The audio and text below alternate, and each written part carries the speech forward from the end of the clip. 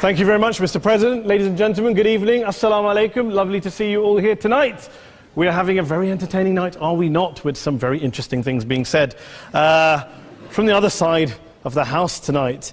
Let me begin by saying, as a Muslim, as a representative of Islam, I would consider myself an ambassador for Islam, a believer in Islam, a follower of Islam and its Prophet. So, in that capacity, let me begin by apologizing to Anne-Marie for the Bali bombings. I apologize for the role of my religion and me and my people, for the killing of Theo van Gogh, for 7/7. Yes, that was all of us. That was Islam, that was Muslims, that was the Quran. I mean, astonishing claims to make in the very first speech tonight, on a day like today, where the Conservative Prime Minister of the United Kingdom is having to come out and point out that these kind of views are anathema. And I believe you're trying to stand for the Labour Party to become an MP in Brighton.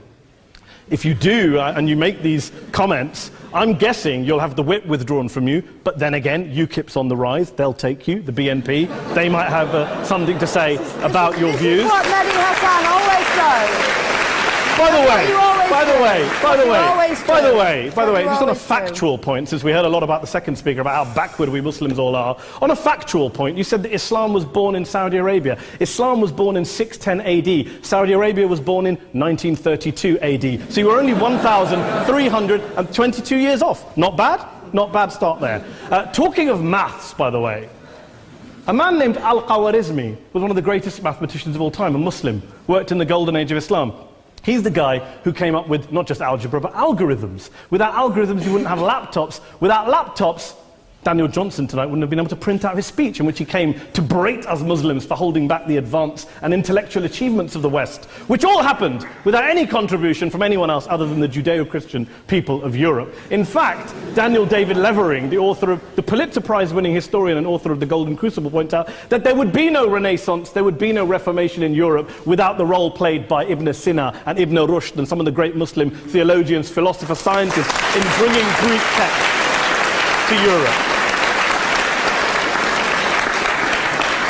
As for this being our university, I will leave that to the imagination as to who is our and who is there. I studied here too. An astonishing set of speeches so far making this case tonight. A mixture of just cherry-picked quotes, facts and figures, self-serving, selective, a farrago of distortions, misrepresentations, misinterpretations, misquotations. Daniel talked about my article in the New Statesman, which got me a lot of flack, where I talked about the anti-Semitism that is prevalent in some parts of the Muslim community, which indeed it is. Of course, I didn't say in that piece that it was caused by the religion of Islam. In fact, modern anti-Semitism in the Middle East was imported from, finish the sentence, Judeo-Christian Europe, where I believe some certainly bad things happened to the Jewish people. In fact, Tom Friedman, Jewish-American columnist in the New York Times, told me in this very chamber last week that he believed, had Muslims been running Europe in the 1940s, 6 million extra Jews would still be alive today. So I'm not going to take lessons in anti-Semitism from someone who's here to defend the Judeo-Christian values of a continent that murdered 6 million Jews. Moving swiftly on. Yes. Absolutely. Well, I'm about to make that point. No, I'm about to make that point. You're right. I agree with you. I agree with you 110%. That is my point. I don't think Europe is evil or bad. I'm a very proud European. I don't want to judge Europe on that basis, but if we're going to play this gutter game where we pull out the Bali bombing and we pull out examples of anti-Semitism in the Islamic community, then of course I'm going to come back and say, well, hold on. I mean, look, let's be very clear. Daniel here was a last-minute replacement for Douglas Murray, who had to pull out. And Douglas and I have a well-documented differences, but to be fair to Douglas, as to be fair to Anne-Marie and to Peter, atheists.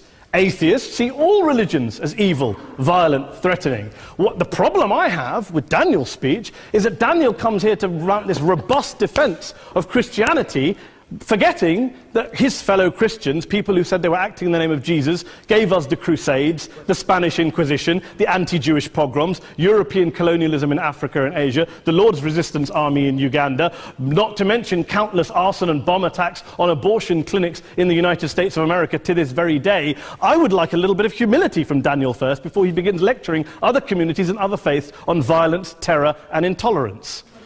But, no thank you. Some water. But I would say this, to address the gentleman's very valid point here, I'm not going to play that game. I don't actually believe that Christianity is a religion of violence and hate because of what the LRA does in Uganda or what Crusaders did to Jews and Muslims in Jerusalem when they took back the city in the 12th or 13th or whatever century it was.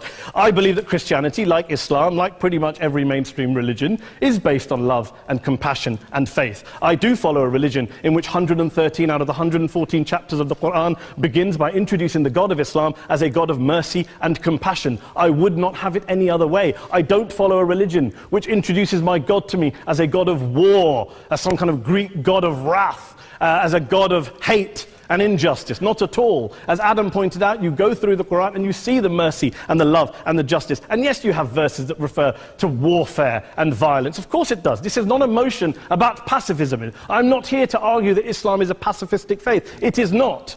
Islam allows military action, violence in certain limited contexts. And yes, a minority of Muslims do take it out of that context. But is it religious? We talked about Woolwich.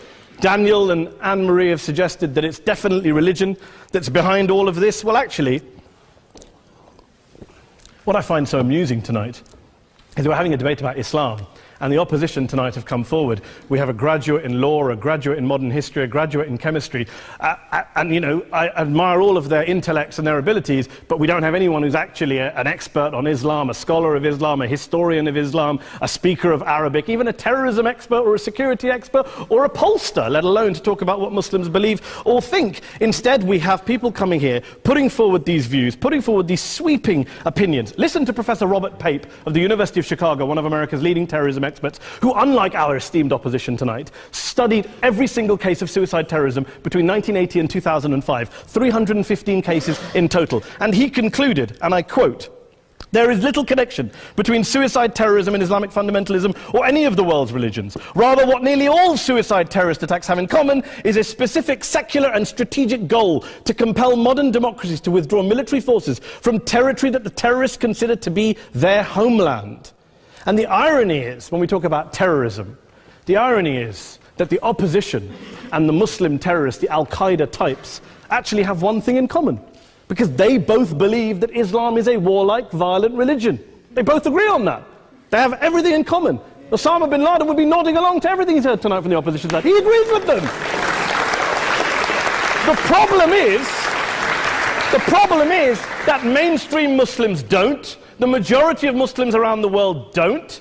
In fact, a gentleman here started quoting all sorts of polls. Gallup carried out the biggest poll of Muslims around the world, of 50,000 Muslims in 35 countries. 93% of Muslims rejected 9/11 and suicide attacks, and of the 7% who didn't, they all, when polled and focus grouped, cited political reasons for their support for violence, not religious reasons. And as for Islamic scholars and what they say, well, Daniel talks about our University of Oxford. We'll go down to Oxford Centre for Islamic Studies, get hold of a man named Sheikh Afifi al-Akiti, who is a massively well-credentialed and well-respected Islamic scholar, who has studied across the world, who in the days after 7/7 published a fatwa denouncing terrorism in the name of Islam, calling for the protection of all non-combatants at all times, and describing suicide bombings as an innovation with no basis in Islamic law. Go and listen to Sheikh Tahir al-Qadri, one of Pakistan's most famous Islamic scholars, who published a 600-page fatwa condemning the killing of all innocents and all suicide bombings unconditionally without any ifs or buts.